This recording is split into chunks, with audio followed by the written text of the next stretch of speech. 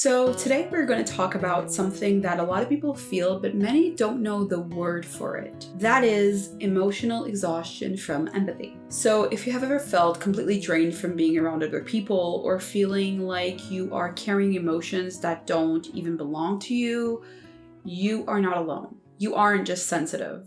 Your brain might just be stuck in a cycle of emotional contagion.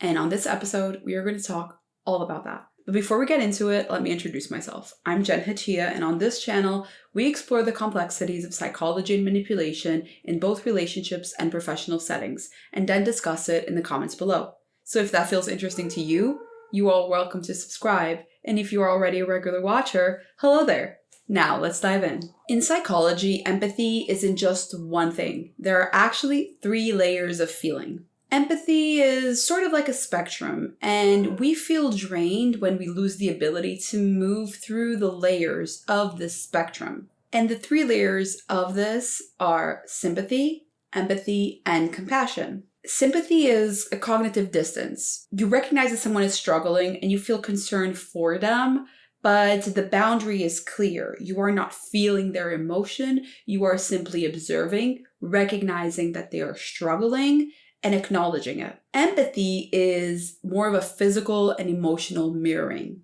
Our brain has something called mirror neurons where we literally mirror someone's reactions and emotional intensity. So in the case of empathy, your brain's mirror neurons fire and you start feeling like you are with them in their struggle.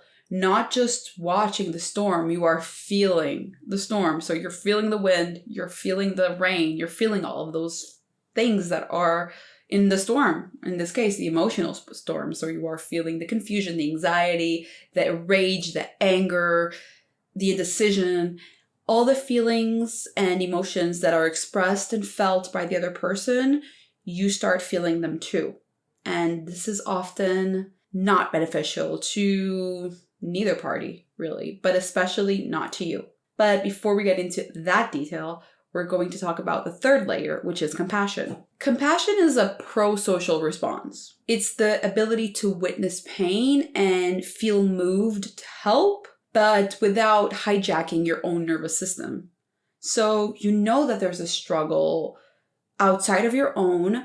You would like to help, but it's not dysregulating you emotionally. It's simply moving you. It's making you feel motivated to make a difference and land a helping hand without feeling like you are completely draining your own cup to serve someone else. The problem is that a lot of people end up experiencing emotional exhaustion, not because they're feeling too much or not because they should actually never feel, but because basically, a lot of people end up getting stuck in the emotional phase of these 3 layers, or in the emotional layer of these 3 layers, whereas the healthy approach is to feel empathy, but to move between the layers of sympathy and empathy and compassion and be able to sometimes disconnect and not use our mirror neurons for anything except nothing.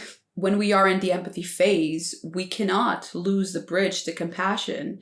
It ends up doing harm to ourselves, and it ends up also making somebody else's situation our own in the worst way possible because we start self-focusing, and while someone else is struggling, we start feeling their struggle in a way where we begin thinking about how they're making us feel rather than how we can help the other person. Somebody else's stress becoming cortisol in your own bloodstream is not positive.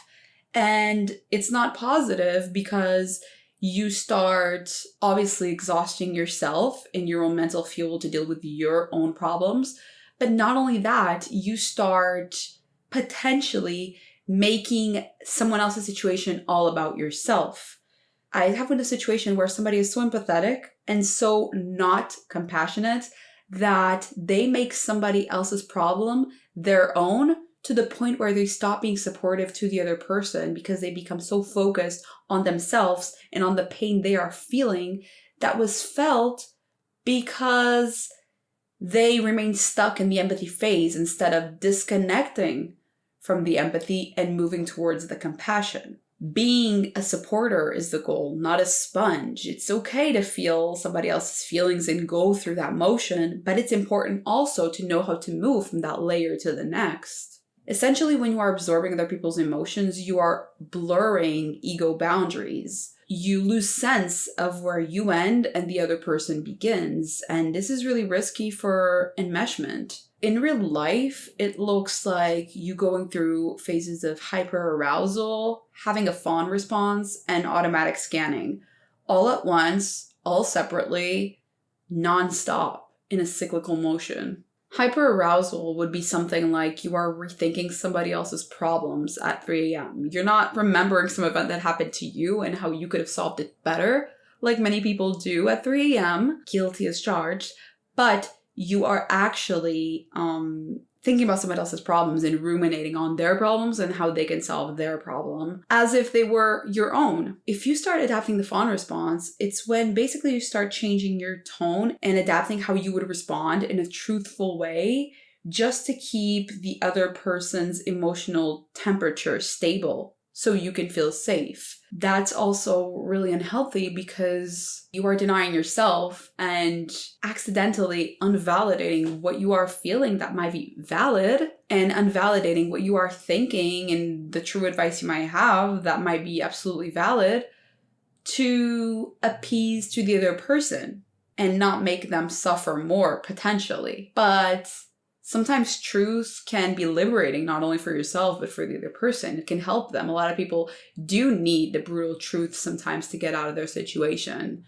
And if you move towards the compassion, you can actually become helpful rather than become, again, the sponge I talked about a few sentences ago. And the automatic scanning is basically feeling guilty and somehow feeling like it's your fault that somebody else is upset. Even when you aren't the cause, they are upset about something else, but suddenly you watch yourself walking on eggshells because you don't want to upset somebody more, although you're not the reason they were upset in the first place. It's understandable to not want to enrage somebody who's already furious or who's already very upset about a personal situation, but if you do too much automatic scanning, you become hyper-vigilant and hyper-aware on other people's emotions and you disconnect from yourself. And if you watch this channel already, you know how much I talk about and I press on the importance of self-validation and of finding ourselves and sticking to our guts and holding on to who we are, staying true to ourselves is the most important thing because it will help us heal from abuse, heal from trauma, and avoid falling into situations where we are easily manipulated, where we become targets to people who want to abuse and manipulate others. And if you do already have the tendency, because of trauma history, to be hypervigilant, there is even more risk for you to become emotionally exhausted, of course, because not only are you highly attuned to other people, but you have a difficulty getting out of the empathy phase and going through the compassion without feeling other people's feelings. When you are used to being hypervigilant and tracking your parents' or your partner's emotions in order to stay safe, to avoid causing more trouble or to avoid escalating things, you are ultimately not being true to yourself. You're ultimately denying who you really are to adjust to someone else. And that is not a good thing because you might rationalize even this hypervigilance and think you're just being considerate, but your brain is going through so much exhaustion to just analyze micro expressions and shifts in somebody else's tone in order to adjust to them. This is very exhausting. That's what's exhausting, not understanding other people or being compassionate. It's these other things that drain you out of your energy, not the listening to other people, not the being compassionate, all the other things that are happening in the background while you are being excessively empathetic, while you are hurting yourself in order to help others. It gives what we call emotional exhaustion, which is actually adrenal exhaustion. Your brain is working nonstop to help someone else. And the thing is, when these lines stay blurred for too long, they can lead to something that is rarely talked about, but very, very important, which is suicidal empathy. And suicidal empathy is not about self-harm. It is about losing yourself, metaphorically, losing yourself, and witnessing the metaphorical death of your own self. So you deny yourself for so long, you act against your own benefit to benefit someone else for so long that you end up risking your own well-being to a point that can sometimes reflect in a physical well-being. Because when we are stressed, when we are emotionally unwell, we become sleep deprived, we become constantly stressed, our heart rate goes up, our blood pressure spikes, and that's not healthy. That can lead to physical consequences. That can put us in situations where we are physically endangered because we lose the ability to think critically about situations and end up going through situations out in the world that put us at risk. And this metaphorical death of the self, the suicidal empathy, can be frequently seen in things such as political causes, when people become so engulfed by fighting for social justice in certain causes that they lose themselves. They don't know where they begin and the cause begins. They become the cause to the point where they lose themselves. And we actually approached this and talked about this in one of the episodes of Psychology and Fiction, where we talked about the TV show Good Trouble and one of the characters in it. And even if you didn't watch the TV show, you can watch the video and you'll totally understand sort of application of how this can translate to real life. But basically, if you become too consumed in other people's pain and feel responsible for it, your own needs and your own identity can begin to disappear. And the thing is, in this state, if other people are not well-intentioned, or if they're just used to being served all the time, your own limits start feeling like a betrayal to the other person. Your sense of self becomes secondary or irrelevant, not only to yourself, but to other people as well. And you're essentially sacrificing your own mental and physical health to maintain the equilibrium or potentially improve the situation of someone else.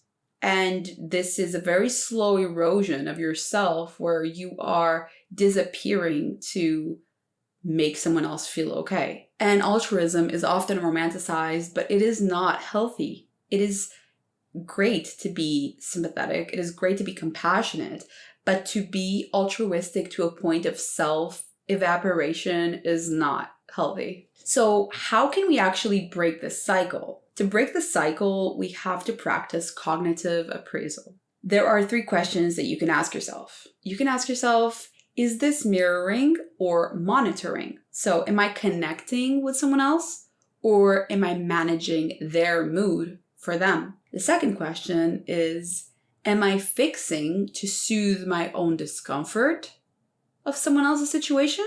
So do I need them to be okay just so I can stop feeling their pain in my own body? And the third question is, whose body load is this?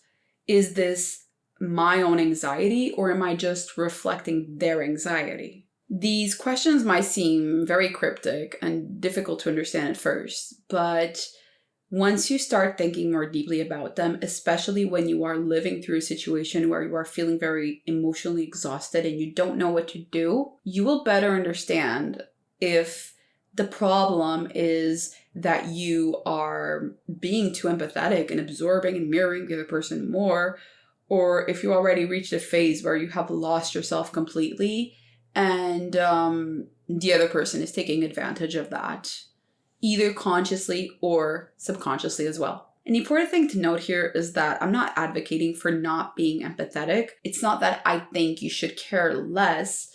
It's that it's important for us to be able to stay present and grounded in our own experience, even witnessing someone else's pain, because it will not only help us care about the other person, but care better about the other person. And now that I have explained this, and I hope that I was helpful, I want to hand the conversation to you, and I ask you, have you ever felt this sort of disappearing sensation or this feeling that you are walking on eggshells for the other person? Or even that you are really emotionally exhausted and you cannot really understand why, because nothing in your personal life happened that was stressful, but somehow you absorb someone else's exhaustion and you feel lost and don't know what to do? Let me know in the comment section. I would love to hear your stories and to actually read your stories. I would love to read your stories and maybe some coping strategies that you have adopted that I have not mentioned here. Share. It will always help somebody else in the comments that reads the comments. And thank you so much for being here. I really value that you spend this time listening, and I will see you on the next one. Bye.